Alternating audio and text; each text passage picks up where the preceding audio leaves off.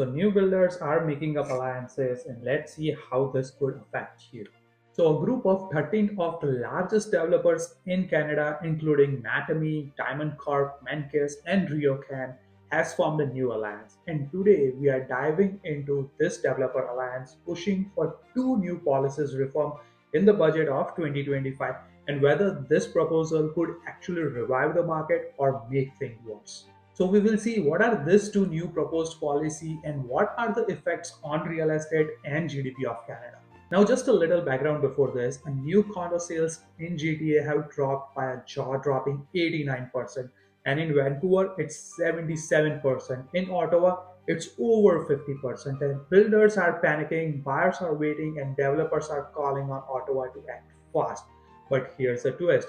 The real estate isn't just about homes, it's also Canada's economic backbone. So, what's really at stake? Let's break it down today.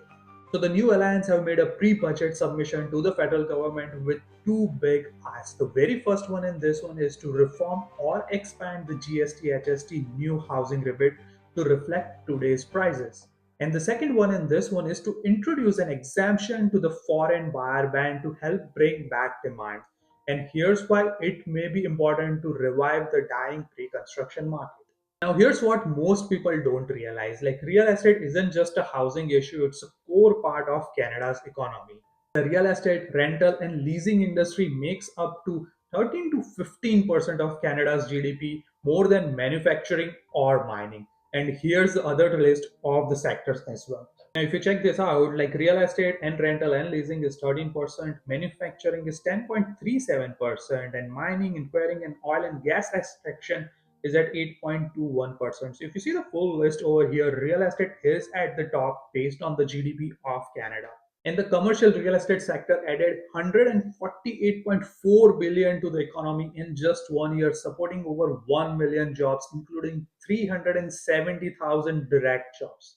And check this out, what is happening in the past couple of months based on how the real estate is performing. Like Canada lost 41k jobs in July, but unemployment rate hold at 6.9. So unemployment right now it's 6.9%.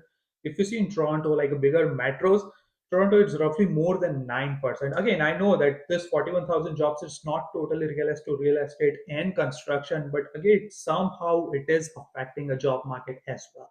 And it has also paid out 67 billion in wages. So when this sector, the real estate sector, struggles, the entire economy feels it, from construction and trades to finance and municipal revenues. Let's check out what are the pros of this two proposed policy. The number one in this one is it could stimulate the market by restoring investor confidence, which is what we are seeing right now. No investor is confident in putting their money out there. Like there are some opportunities out there, but not it was existing previously. The second one in this one is to existing GST and HST reflect real world prices, not an outdated threshold, which is a very nice thing. And lifting the foreign buyer ban could strategically could help stall project, keep them off the ground. Now, sometimes like as a normal person, most of the time people do oppose or see developers at a bad side, which may be the case in few of the scenarios. But if this kind of project it's not happening, if it's stalled for a longer period of time, it affects good amount of people in the surrounding and the job market as well. Now let's check what are the negative things based on these two policies. The number one is the public backlash, which we just discussed, especially around affordability and the foreign buyers. The second one in this one is risk of these incentives benefiting developer more than a buyer. Now this could happen, like developer may are getting good benefits out of this kind of policies, but they may not be passing this down to buyers directly. And this is something could happen, like no guaranteed pricing will come down or that affordability will improve. Want to check out how builders are struggling and how 27 developers go bust? Check this video out there. It will give you a good idea what is happening in the builder community or the development side of it.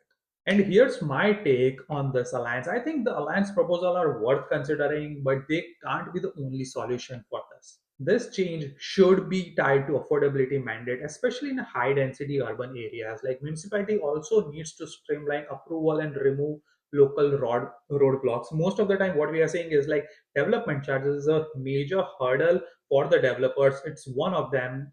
We have seen like Many times the development charges is so big, and some of the municipality is working on it, like reducing the development charges or limiting it or not increasing for the future years, which is a really nice new move from the municipalities out there. And any rebates or exemption must come with transparency to ensure buyers sees the benefit, not just the builders around here. And here is a counter argument as well. Now, it's too risky to lean too heavily on real estate and financial services. Plus, real estate makes roughly about 20% of GDP, raising questions like whether we are overexposed in that category or not.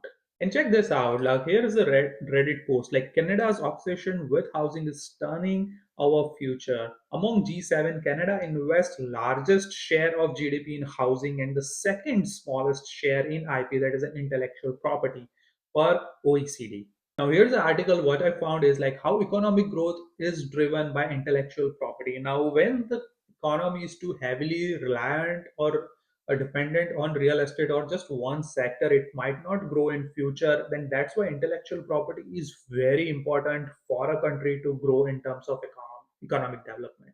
If you're someone who wants to read this article, it's a really nice short article. I will link that in the description. Now what do you think about it? Tell me in the comment below, and thank you so much for watching. I will see you in the next video.